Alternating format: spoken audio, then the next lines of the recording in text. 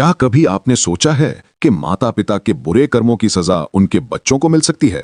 क्या हमारे किए हुए कर्म सिर्फ हमें प्रभावित करते हैं या आने वाली पीढ़ियों पर भी उनका असर पड़ता है? आज की इस दिव्य कहानी में हम जानेंगे एक राजा की वो घटना जिसने उसके जीवन की दिशा ही बदल दी। जय श्री कृष्ण। स्वागत है आपका आपके अपने चैनल दिव्य बुढ़ापा में, जहां हम लाते हैं आध्यात्मिक कथाएं, प्रेरणादायक बातें और जीवन को दिशा देने वाली सीखें। एक बार की बात है, एक संत अपने शिष्य के साथ एक नगर में पहुंचे। नगर सुंदर था, इसलिए संत ने वहीं अपना डेरा डाल लिया।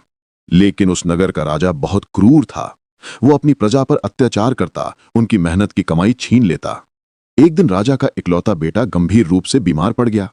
सारे वैद्य हकीम हार गए, कोई इलाज काम ना आया। राजा निराश हो गया। तब एक चित्रकार ने सलाह दी कि महाराज, किसी सच्चे संत से दुआ मंगवाइए। राजा ने नगर के सभी साधु संतों को बुलवा लिया।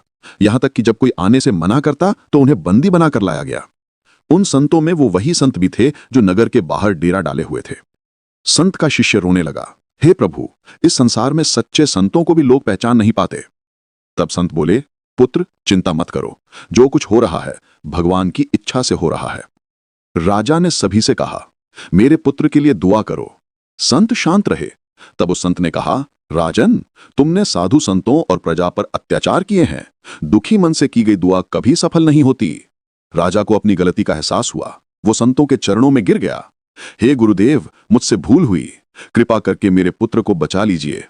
गुरुदेव ने ध्यान लगाया और बोले, तेरे पुत्र की सलामती संतों के झूठे भोजन में है।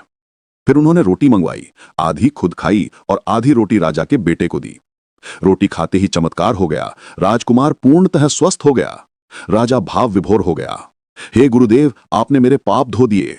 गुरुदेव बोले, राजन, तेरे पुत्र की बीमारी तेरे ही बुरे कर्मों का फल थी। जब तुम दूसरों की मेहनत की कमाई खाते हो तो वही हराम का अन्न तेरे पुत्र को भी भोगना पड़ता है। राजा ने पश्चाताप किया और वचन दिया कि अब से वो किसी पर अत्याचार नहीं करेगा, हमेशा अपनी मेहनत की कमाई से जीवन यापन करेगा और सबका धन लौटाएगा। उस दिन के बाद राजा ने अपना जीवन बदल लिया। वो अपनी प्रजा को बच्चों की तरह प्रेम करने लगा। नगर में शांति, प्रेम और खुशियां लौट आईं।